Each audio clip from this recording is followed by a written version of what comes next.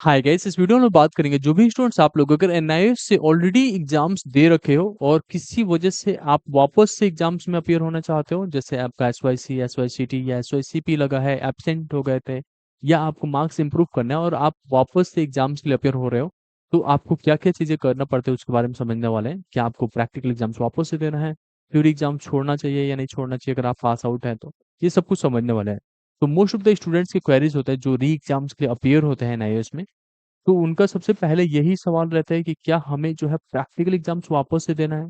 तो practical exams में अगर आप पास आउट होते हो, आप पब्लिक एग्जाम्स में हो, ऑन डिमांड एग्जाम्स देते हैं, अगर आप प्रैक्टिकल एग्जाम पास आउट हो तो प्रैक्टिकल नहीं देना चाहते हो तो आप नहीं दोगे, ये आपके ऊपर रहता है। अगर आपको लगता है कि आपको प्रैक्टिकल में स्कोर करना है और अच्छा लाना है तो आप प्रैक्टिकल एग्जाम्स में अपीयर हो सकते हो। जैसे अगर आपका एसवाईसीपी लगा है, आपके मार्कशीट आए थे और उसमें एसवाईसीपी लगा है, इसका मतलब होता है subject yet to clear in practical, मतलब आपको प्रैक्टिकल में फेल कर दिया और प्रैक्टिकल एग्जाम्स वापस से देना पड़ेगा। अब ये केसेस होते हैं जब आपको प्रैक्टिकल में एब्सेंट लग जाता है या प्रैक्टिकल में फेल कर दिया जाता है। अब इसके लिए क्या करना है, आपको अप्लाई करना पड़ता है एग्जाम्स के लिए, या तो आप एग्जाम फीस दे दो या सीट अपना बुक कर दो। इसके बाद से आपको प्रिपेयर करना है आपका प्रोजेक्ट फाइल, फाइल बनाना जरूरी होता है, इसके मार्क्स होते हैं, वाइवा के लिए प्रिपेयर होना पड़ता है। इन सब के लिए हम लोग गाइड करते हैं। किसी तरीके से आपको लगता है कि आपको हेल्प चाहिए तो हमारे स्क्रीन पे नंबर आ रहे हैं, आप इस पे व्हाट्सएप कर सकते हो, सारा कुछ गाइड करते हैं। आपका अप्लीकेशन से लेके एंड देन आपका प्रैक्टिकल एग्जाम्स कंडक्ट करने तक, इवन तो थ्योरी एग्जाम्स के लिए हेल्प करते हैं। आपकी स्टडी नोट से लेके सब कुछ प्रोवाइडेड होता है हमारे साइड से। उसके बाद से आपको प्रैक्टिकल एग्जाम्स में अपीयर होना है।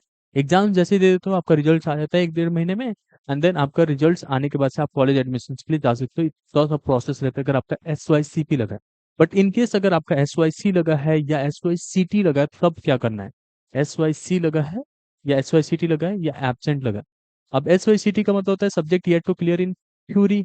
अब थ्योरी में अगर आप फेल हो, या एसवाईसी का मतलब होता है आप थ्योरी या प्रैक्टिकल दोनों में हो या ऐसा सब्जेक्ट में फेल हो जिसमें प्रैक्टिकल नहीं है, जैसे मैथमेटिक्स में आप फेल होते हो, केवल एसवाईसी लिख के आ जाएगा, या एब्सेंट हो तो एब्सेंट ही हो। तो इस केस में आपकी डिसीजन रहती है। अगर आपका एसवाईसीटी लगा है, इट मीन्स कि आप थ्योरी में फेल हो तो केवल थ्योरी एग्जाम्स दे सकते हैं। बट अब केवल जो प्रैक्टिकल एग्जाम्स में फेल थे ना, उस केस में क्या रहता है कि आपको अगर ऑन डिमांड में देना है तो थ्योरी के डेट मिलते हैं, ऑन डिमांड के प्रैक्टिकल के तो कोई हॉल टिकट आता नहीं है। उस केसेस में आपको क्या करना होता है कि पहले ही सेंटर पे जाना पड़ेगा, फिर ऑन डिमांड के दिन जाओगे जिस दिन एग्जाम से स्केड्यूल रहेगा, एग्जाम्स नहीं दोगे बट प्रैक्टिकल के लिए डेट्स लेके आना पड़ेगा, फिर जाके प्रैक्टिकल एग्जाम दोगे, फिर फाइनली आपका रिजल्ट पब्लिश होता है। बट जो अगर पब्लिक एग्जाम्स में जाना चाह रहे हो तो उसमें तो प्रैक्टिकल के हॉल टिकट आपको मिलते हैं, वो हॉल टिकट के बेसिस पे आप जाके प्रैक्टिकल एग्जाम दे पाते हो। बट थ्योरी एग्जाम्स में अगर आप अपेयर होना चाहते हो, आपको एसवाईसीटी आया है, तब सिंपली अपना डेट बुक करो, जाके एग्जाम दे दो।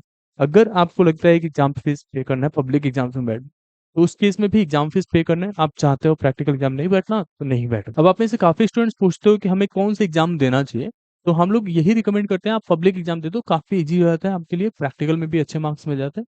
बट अगर आप ऑलरेडी ऑन डिमांड एग्जाम दिए थे, पहली बार ऑन डिमांड में ही रजिस्टर किए थे, तो आपके पास तो कोई और ऑप्शन है नहीं, तो आपको ऑन डिमांड एग्जाम ही देना पड़ेगा। ठीक है, अब बात आती है कि आपका एग्जाम सेंटर क्या रहेगा, क्या आपको वापस से सेम एग्जाम सेंटर पे जाना पड़ेगा। तो ऑन डिमांड के केस में तो आपके पास डिसीजन रहता है कि आप कहाँ से देना चाहते हो वापस से आपका प्रैक्टिकल एग्जाम्स। बट आप पब्लिक एग्जाम्स में जाना चाहते हो तो एग्जाम सेंटर अगर आपको चेंज करना है तो स्टडी सेंटर चेंज करना पड़ता है दूसरे स्टेट्स के लिए, देन जाके करोगे। नहीं तो नॉर्मली आपको हॉल टिकट्स में जिस भी आपको एग्जाम फीस जिस दिन पे करोगे, तो उसके बाद से जब हॉल टिकट आता है एग्जाम्स के लिए, तो उसमें सब कुछ एग्जाम सेंटर मेंशन हो जाता है कि किस दिन आपका रहेगा एग्जाम्स, बाकी सब कुछ नहीं रहता है। अभी यहाँ पे सब कुछ मैंने क्लेरिफाई कर दिया है। अगर आप पहली बार चैनल पे आए तो मेक श्योर आपने सब्सक्राइब कर रखे हैं, और किसी वजह से आपको कोई चीज समझ नहीं आ रहा है कि कैसे करना है, आप बार बार फेल होते जा रहे हो, तो डोंट फॉरगेट टू टेक और हेल्प। हम लोग बहुत ही खुश होंगे आपको पूरी तरीके से मदद करके, जिससे कि आप एग्जाम्स को क्लियर कर लो और लाइफ में आगे बढ़ो। कॉन्टेक्ट नंबर हमने दे रखा है, इस पे आप कनेक्ट कर सकते हो। आई होप ये वीडियो आपको पसंद आई होगी।